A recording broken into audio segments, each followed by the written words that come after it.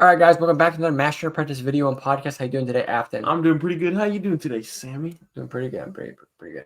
So we have our new Ahsoka episode. Definitely go check that out right now. Episode 6, absolute banger. One of the greatest Star Wars episodes we've ever seen. With that, we see Thrawn. Spoilers alert: we do see Thrawn in live action. Now, this gives us one of our newest animation into live action and vice versa transitions we've seen. With that, the pretty rough transition. And there's a couple reasons for it, and we'll get to that in a second. But we thought we'd give you guys our list of the worst ever transitions from live action to animation or vice versa in Star Wars. So there you go. I'm gonna give a couple honorable mentions. We have early Anakin and Obi-Wan from Clone Wars. I thought, these are obviously based off of the prequels that we've seen. They were rough. I thought they were rough, especially the hair. They a lot of, in fact, a lot of the early Jedi's in Clone Wars I thought were just rough. The chins were all way too pointy for my liking. Yeah, I just didn't like any of them. As they go on in the Clone Wars, they get very, very good, much, much better. That's just the animation, just upgrading through time. But the early seasons of Clone Wars were rough with those Anakin and Obi-Wan, pretty much all the other Jedi. And this is also a list discluding all the droids because droids are pretty easy, obviously, and we just thought we'd take it out of this list completely. Number 5 we'll go into is Cad Bane. He actually looked mildly decent from first perspective, but then you go into it and look at some detail and you notice he's a lighter blue. His eyes are nowhere near as menacing, and it could have been the environment he was in because we only saw him in like 2 scenes, but it was just not as good of a transition as we could have seen. Yeah. Then we have Mace Windu at number 4. I just didn't like the Mace Windu at all. I thought his head was way too round and his head was way too big. And I know that's just like the artwork, but they didn't really fix it as animation got better.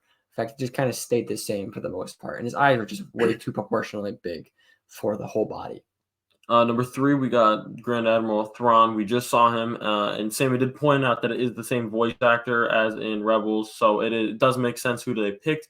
But in Rebels, he is very menacing. He is thin.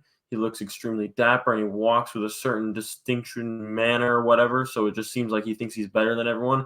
And I just didn't feel that vibe whenever we were watching the most recent episode of Ahsoka. I think the biggest thing with Thrawn and Cad Bane, and it's just, this isn't a nod at or diss at anybody, but they were kind of chubbier than their characters in the animation.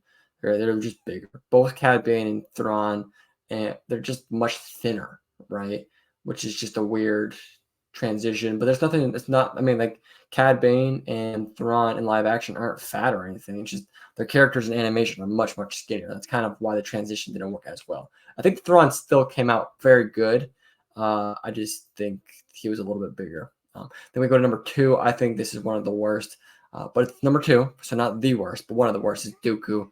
I mean, that chin, man, come on, that's just unforgivable, and they just never fixed it. Yeah, It's kind of funny seeing it fits for the character. It's not bad, but if you compare live action animation like you guys are seeing on screen right now, rough, very rough. Looks like they just took a normal picture of Dooku and just stretched it on a PowerPoint. Number 1, the worst one. I don't think anyone will disagree with this. Grand Inquisitor. Holy crap, they butchered this one. And what the fuck? Freaking Rebels, he looked amazing. He looked sick. He looked so scary, spooky, whatever. You were intimidated by him. And then you see him, it literally looks like something you'd see at Comic-Con or Star Wars Con or whatever the crap you got going on, where some dude just cosplays as him and did it on a budget for $100, where they just put face paint and that's it. Yeah, they butchered it. They made his face white. Grand Inquisitor is good. Very rough. That's just that one's like the most unforgivable to me. Dooku's just kind of goofy, but it's fine. It fits the character. Yeah, he has a Giga Chad chin. It works. The rest of these characters really aren't that bad. They're probably the transitions from live action to animation are just a little rough in my opinion. And to be honest, Star Wars has done a pretty good job. I mean, I think Ahsoka has done the transition from live action animation to live action done perfectly well. Another great example is Bo-Katan. absolutely well. They use the same voice actress, and they made her look like her counterpart in the series, in the animated series, and it fits well, works well. So it's not always a bad thing to go from animation to live action and vice versa, but sometimes it just doesn't work out. For instance, like the Grand Inquisitor, it definitely didn't work out. However, I think that's more of a laziness on Disney's part than over Kenobi. But there you guys have it. Let us know what you guys think the worst transition from live action to animation is, and vice versa. Let us know if we're missing anybody from this list, because I bet we probably are. There's been some pretty rough transitions, that's for sure. But with that, I hope you guys enjoyed this. Don't forget to check out episode 6 of Ahsoka, now streaming on Disney Plus. An absolute banger. Definitely recommend.